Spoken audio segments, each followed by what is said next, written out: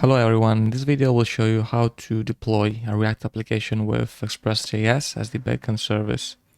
ExpressJS will serve the React application using express.static middleware function. We will first deploy the service on the root path for the server and then on a subpath, and I will go through all the changes needed both on the server side, client side, and also on Nginx. Let's get started. Okay, the first step is to create the static files that the ExpressJS server will serve. We can do that by running npm run build, which is going to create like a build folder with all the static files needed for the React application to work. As we can see, the build folder has been created and we have index.html, and then under the static folder we have all the JS files and all the CSS files. Then I created like a basic server.js file where I am importing ExpressJS and some others modules. However, the important bit we want to see is this one. I'm using the express.static middleware to serve the files under the build folder, the one that we just created, using the static middleware by ExpressJS. Then I created a very basic server.js file where I'm importing ExpressJS module and other modules needed for the Express to run. The important part though is this one. So we want to tell ExpressJS to serve static files by using express.static middleware, and we have to tell ExpressJS where to get those files, and we are indicating the folder, the build folder that we just created using the npm run build. So every time a client is asking for static files, ExpressJS will look into the build folder. However, this is not quite enough if we are using client-side routing.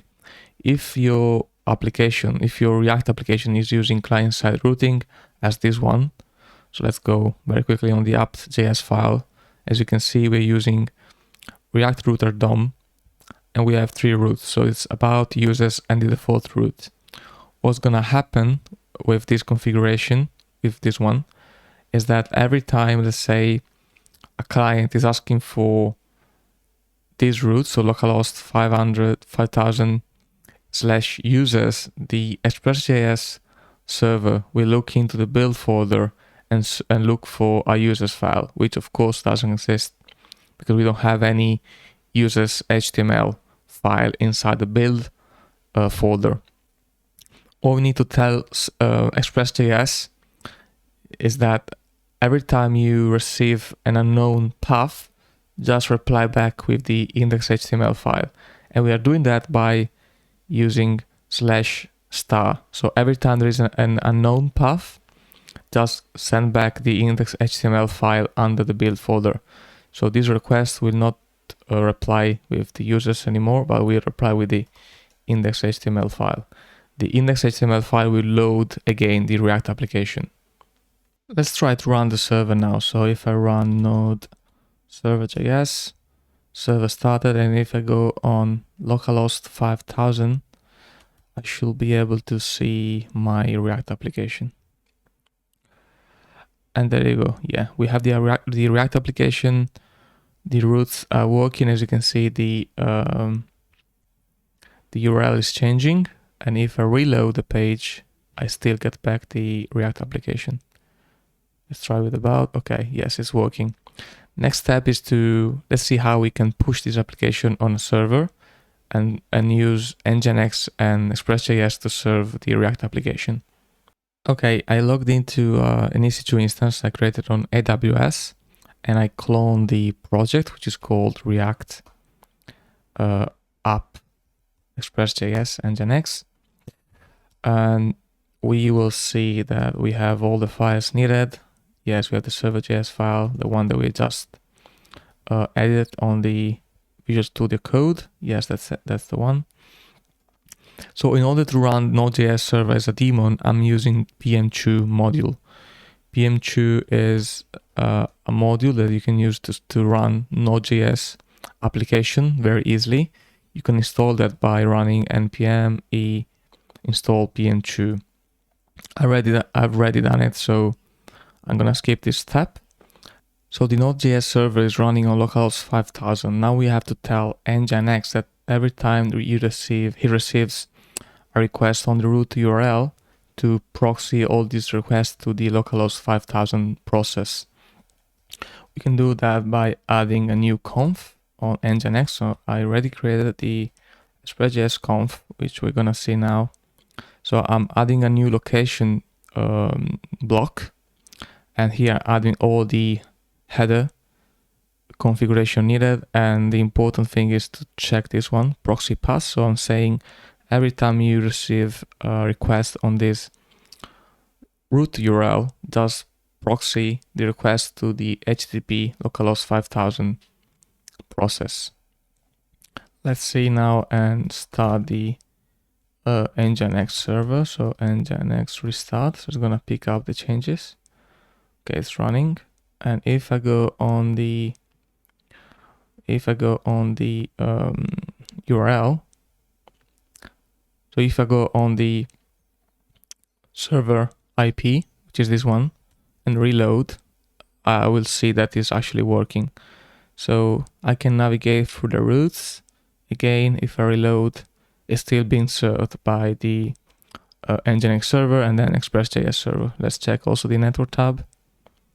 And we can see that, yes, the paths are working and is replying back with the index.html file. So we've seen how easy it is to, deploy React application with ExpressJS server and Nginx as a reverse proxy. Now let's see if we want to do the same thing, but on the subpath of the server. In order to serve a React application on a subpath, like here, this one, we are showing mywebsite.com relative path. In our example, we can use like /app just for the example. We need to do like 3 changes on the client side and just 1 on the Nginx config. So starting from the client React application, we want to tell the React application that every time it asks for assets from the index.html to use relative path. So since we don't know from the beginning which one is gonna be our URL, we can use this, let's say, little hack to tell index.html to get the assets path from a relative path. So what we need to do is to add the homepage config on the package.json with the dot value. This thing will make sure that all assets paths are relative to the index.html file. So it doesn't matter where the index.html file is, all the assets paths will be relative to it. Next step is to go on the app.js file of the React application, and we need to add a base name on the React router DOM. So the base name is needed to tell the router that we have a subpath, and I'm using here like an environment variable because I want to use the base name only if the base name is defined. So I created like an env file here, and if the base name is defined, I'm gonna use the base name as well on the, let's say, parent router. So here, otherwise the value will be null and it will be ignored. Remember that every time you set the env variables for our React application, you need to add the React app prefix. Otherwise, the React application build script will just ignore it. Like actually every script that you run with React scripts they're gonna ignore all the variables that don't have the React app prefix. The last step we have to do on the React, let's say, side is to add the public URL value. So the public URL, if we go on the docs here, let's see if there is like a search. Yes, it's here. So public URL is basically the variable, is like a base path where the index.html file is gonna get the assets, the static files. So we need to tell that every time we need to tell React that the public URL will have like an extra value, which is gonna be our subpath value. So in this case, I'm gonna use /app, since we're going to deploy our React application using the /app subpath. So we can set the public URL both as an env variable, as I'm doing here on the env file, or we can also do that setting the public URL value on the script itself. So if I do this one, is the same thing, like up. This one, sorry, has to be the equal up. This had the same effect as setting the public URL value on the env file. So with this in mind, let's add the up values here and also here. So now that we have done the changes, we have to, let's see what are the changes needed on the server side. Okay, I am on the server again. Let's configure the env file on the server. So here I will uncomment the values of the base name and public URL, and I will need to run the npm run build to update our, let's say, build package. So now the build script is running with the env files and variables configured, and our build folder has the base name configured. As you can see, also the script is going to tell you the project was built assuming this is host at /app/, which is what we're going to do. The last step is to update our Nginx config, and we're gonna do that by changing the express.js conf that we have just created, and we need to add the app subpath on the Nginx.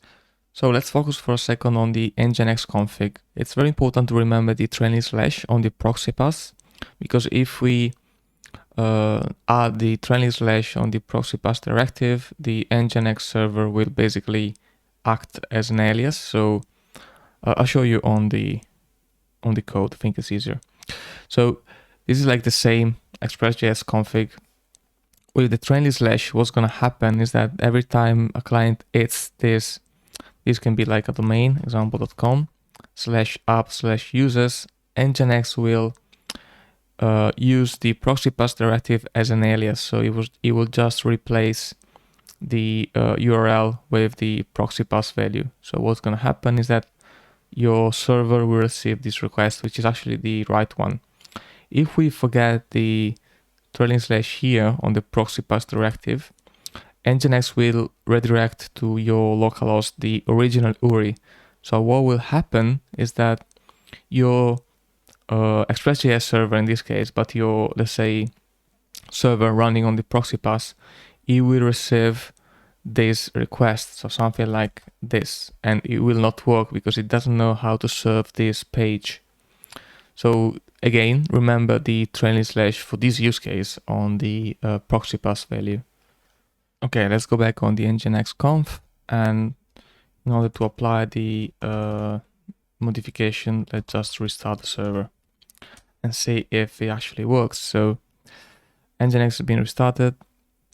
Let's go on the Chrome browser, and this is the IP of the server. So if I go on the root now, I have the welcome to Nginx, the default one. But if I navigate through the app URL, as I was expecting, I'm getting the React application served by Nginx and ExpressJS. So what is happening is that this request has been forwarded by the proxy path to localhost 5000, where the Node.js server is running. Let's see if the routes works. They work as well. If I do like a reload, let's see, they work as well. So everything is working even with the subpath, and this was thanks to the configuration we had to do on the React application and also on the Nginx location block. Great. I hope this video was useful for you and you understood like better how to deploy a React application using ExpressJS and Nginx, both on the root folder and subpath folder of a server. Let me know if you have any questions on the comments, and see you on the next one. Cheers.